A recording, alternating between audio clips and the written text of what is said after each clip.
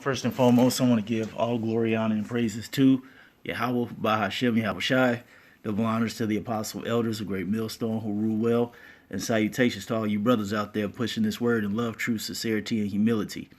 Once again, it's the brother Shatir from the Chicago camp, coming back to you with what I hope is another quick and edifying sit down. And this is great news right here. This is on Deadspin, and it says Donald Trump gets boos, lock him up chance at World Series Game 5. And it says, for once, Donald Trump got booed by a bunch of people in red hats. The president attended Game 5 of the World Series tonight in Washington, D.C., and he was shown on the big screen after the third inning. His image was not well received. Oh, this is a Twitter post from a chick named Monica Alba. Full-on lock him up chants heard throughout the crowd at Nats Park after President Trump was announced and shown on the screen.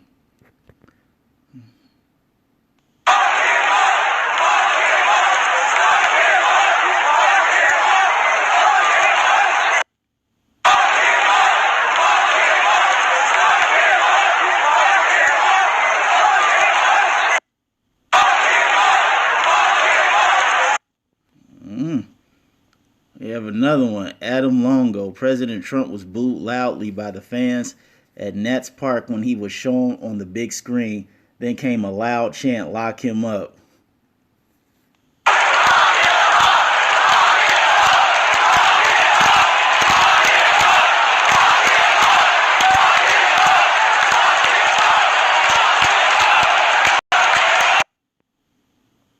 It says Timothy Burke. The boos directed toward Trump and the other Republicans shown on the scoreboard were very evident on radio.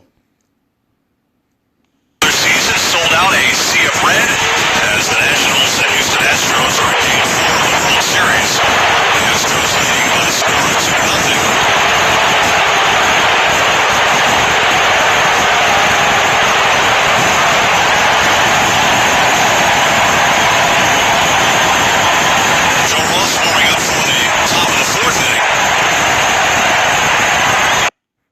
You can hear all those boos.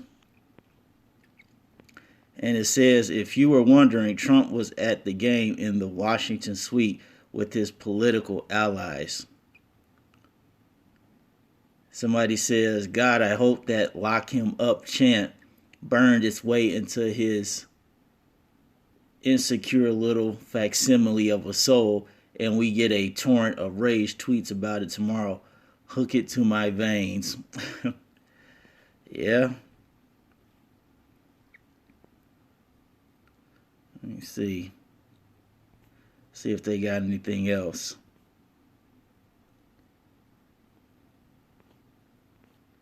No, that's it.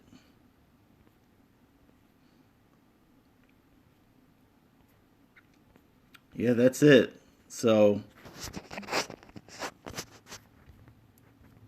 as you can see, you know, you have a situation that's not staged, that's not pre-prepared. Okay, you have a situation where people's questions and comments are not screened before he gets on stage. This was a live event, unscripted, uncut. All right, and this truly shows you how the people feel about Donald Trump. Because you have to realize you had, and when you look at it, I'm going to say this first before I say what I'm about to say. Now, when you look at that stadium, who did you mostly see in there? Edomites. And they were booing him. And I don't want to hear this argument, well, they must be liberals. No, that would be a very unwise assumption to say that all of those people were liberals, or even most of them were liberals. Because you have to realize that there are a lot of Edomites out there who had their hopes and dreams riding on President Trump. Okay, make America great again. All right. You don't have to hide your true self. All right. If you see a nigga and you don't like him, tell him you a nigga. I don't like you. If you see a Hispanic and you don't like him, tell him you a spick. Go back to Mexico or Colombia or wherever you at. All right. This is the man that the people voted for. All right. And now, since he's in office and he hasn't, as they say, made good on his promises, now people are getting all salty about the whole situation. All right. They thought he was going to make America great again. But since he's been in office, okay, he's only escalated tensions between the United States and other countries. All right. He has these other countries putting tariffs on us. All right. Millionaires are leaving the United States or their respective cities, and they're going to different places. Okay.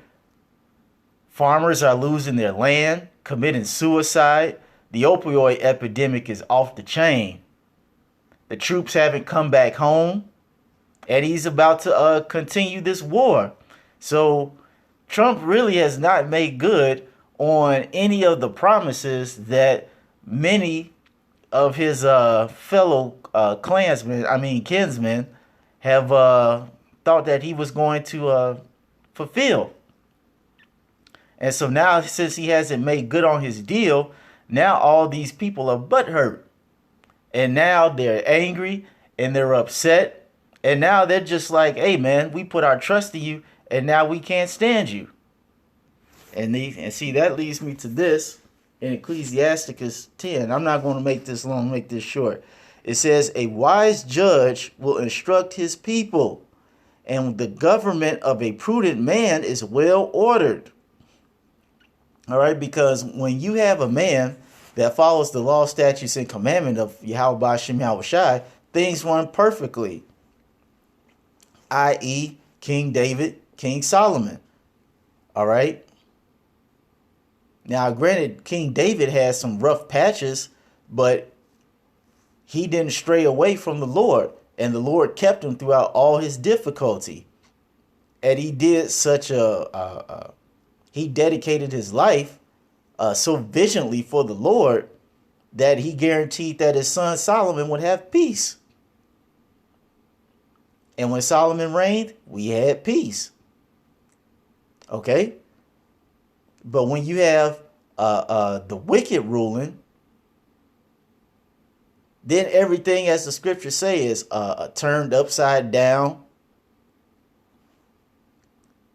The foundations of the earth are out of course. Everything is backwards. Everything is not the way it's supposed to be. And it says, as the judge of a people is himself, so are his officers. And what manner of man the ruler of the city is, such are all they that dwell therein. So if you have a righteous ruler in authority, the people are happy, as it says in Proverbs. When the righteous are in authority, the people rejoices, but when the wicked are in authority, the people mourn. Or if we had a righteous ruler, okay, you wouldn't have the people all depressed, disenfranchised, lacking every bit of hope. All right, but you got this DJ Trump in office. This guy is wicked, and because he's wicked and he's a miserable man, all the people that he rules over, they're miserable. You heard that. Lock him up. Lock him up. Boo. And I'm sure he was probably standing up, still clapping while everybody was booing him, because he has to maintain some type of facade. He can't let people know that he's a devil. Not that he probably even cares, but nonetheless, it's still the principle of the whole thing. And it's verse 3. It says, an unwise king destroyeth his people, but through the prudence of them which are in authority, the city shall be inhabited. And see, that's what we have here. Okay? we have a devilish Edomite who is now in the highest seat of authority in the United States. And what has he done? He has made things absolutely worse.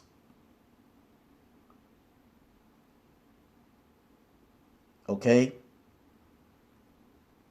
Farmers are losing their land. Oh, like I said, the opioid epidemic is out of control. The soldiers aren't coming home. He's making more enemies day by day. So much to the point that you got countries that can't wait to nuke the United States.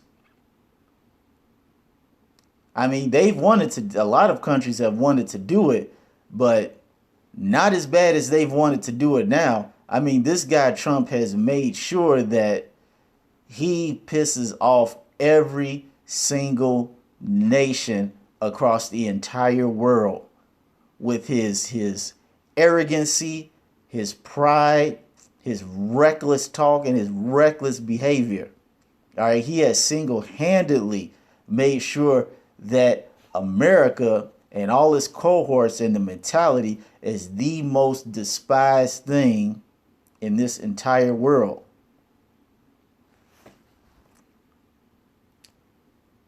And because of that,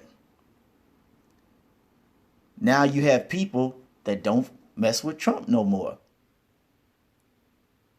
Whether they be overseas or whether they be here in the United States. And particularly here in the United States. And that's why it says, and I'm going to get this last precept and close it. Like I said, this wasn't going to be long.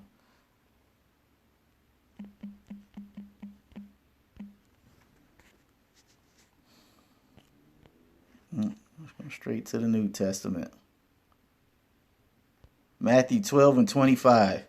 And it says, and Yahushua knew their thoughts and said unto them, every kingdom divided against itself is brought to desolation, and every city or house divided against itself shall not stand. And as you can see in those Twitter posts, this is a nation clearly divided, not only amongst the different nations, but even within the nation of Esau Edom. That's how you know this country is through. This place is done, completely done. People are unhappy. They're depressed. They're oppressed. Okay, dealing with psychological issues that they can't cope with. All right, this place is totally done. All thanks to the spirit and power of Yahweh Ba'Shem Yahushai. So with that being said, I want to give all glory, honor, and praises to Yahweh Ba'Shem Yahushai.